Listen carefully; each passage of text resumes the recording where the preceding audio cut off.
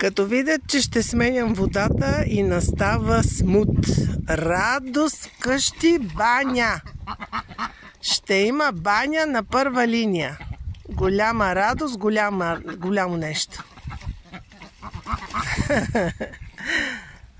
Много се радват. Те навънка чакат. Едни са се къпали, едни чакат да отидат и те да се къпят. Там кокошчиците се опитват да снасят. Сега ще им направим още едно легало, да може да снасят, защото са повече и се бият.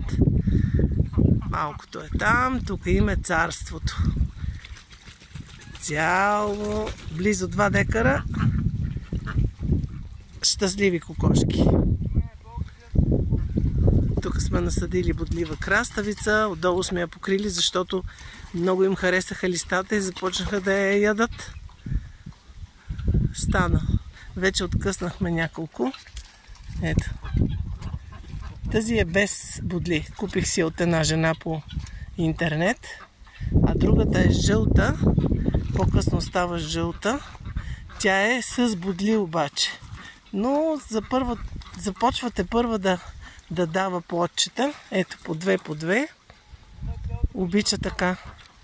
Тук оправяме колонните дръвченца. Моя мъж коси голямата трева там на останалото празно място. Оранжерийките ги поизрязахме, оправихме. Тук имам луницера за привличане на пчеличките. Сладкия картоф в големите туфи върви. Царевичка съм урасла. Не знам какъв сорт е и само дано да не е ГМО, но аз такава за пръв път виждам.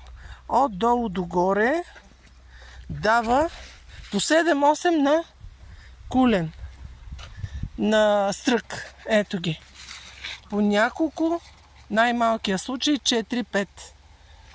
Такава царевица не сме имали. Насади се след като хранихме кокошките. Откупена царевица и не знам каква е. А садих сладка, нищо не стана. Купени пакетчета сладка царевица, пълни боклуци, 5 семена на кръст вътре и нищо.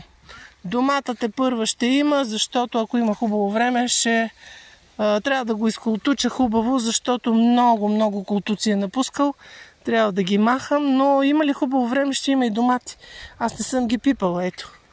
И който казва, че не става с химия, ето без химия, идеално. Днеска сме края на септември вече.